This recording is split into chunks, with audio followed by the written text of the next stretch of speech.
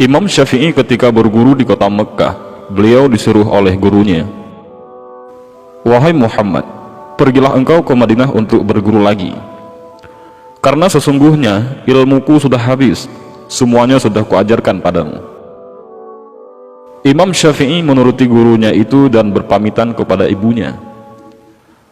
Berkatalah ibundanya, "Nak, pergilah engkau menuntut ilmu di jalan Allah. Kita ketemunya nanti di akhirat." Maka Imam Syafi'i pun berangkat ke Madinah mencari guru untuk belajar.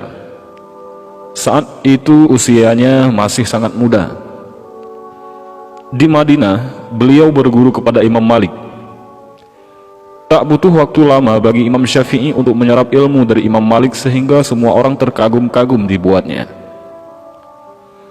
Termasuk sang guru yang pada saat itu merupakan ulama tertinggi di Madinah, tampuknya kutub Hijaz, yaitu Imam Malik. Imam Syafi'i menjadi murid kesayangan Imam Malik. Selesai belajar di Madinah, Imam Syafi'i masih melanjutkan pencarian ilmunya ke Irak.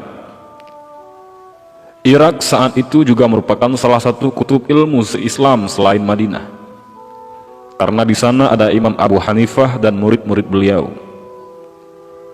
Jadi, pada masa itu terdapat dua kutub ilmu Islam, yaitu kutub Hijaz di Madinah, yang mana Imam Malik sebagai maha gurunya, dan ada kutub Baghdad, di mana Imam Abu Hanifah sebagai maha gurunya.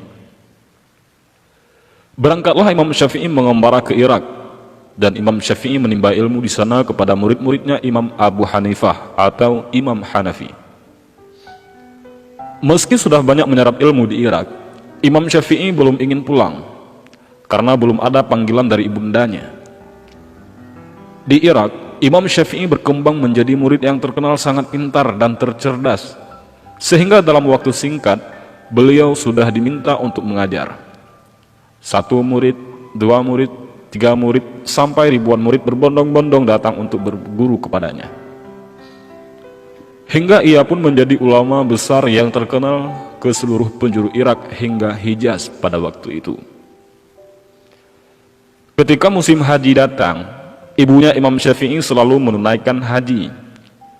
Suatu ketika di musim haji di Masjidil Haram, ada sebuah pengajian besar yang mana pengajiannya dipimpin oleh seorang ulama besar dari Irak.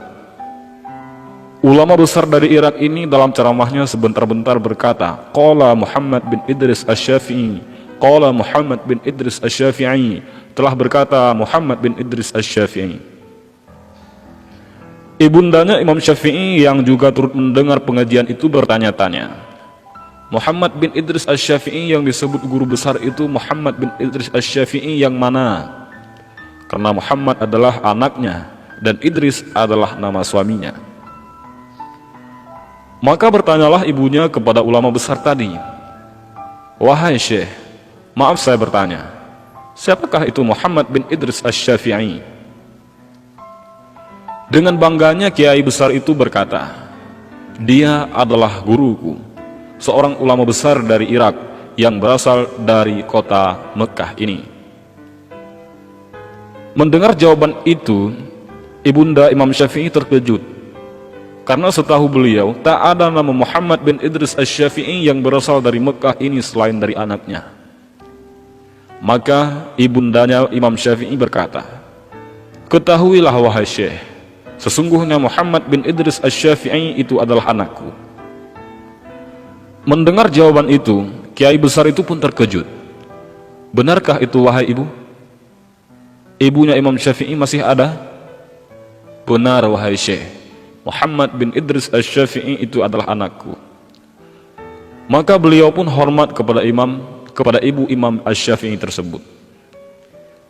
Setelah bercerita banyak, Syekh dari Irak tadi pun bertanya, "Lalu apa pesanmu buat Imam Syafi'i wahai ibu?" "Katakanlah kepada anakku, jika ia ingin pulang ke Mekah sekarang, dia boleh pulang."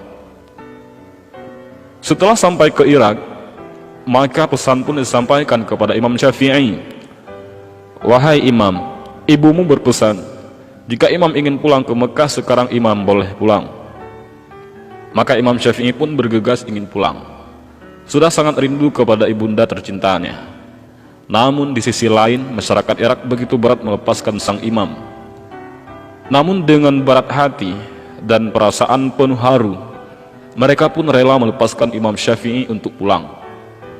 Karena mereka sudah sangat mencintai kepada Imam Syafi'i, dan Imam Syafi'i merupakan ulama besar, maka saat Imam Syafi'i ingin pulang, mereka banyak sekali memberikan bekal kepada Imam Syafi'i.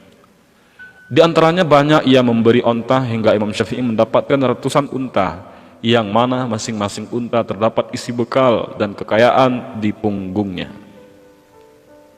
Imam Syafi'i terkejut melihat begitu banyaknya bekal yang diberikan kepadanya. Hampir semua orang Irak memberi bekal.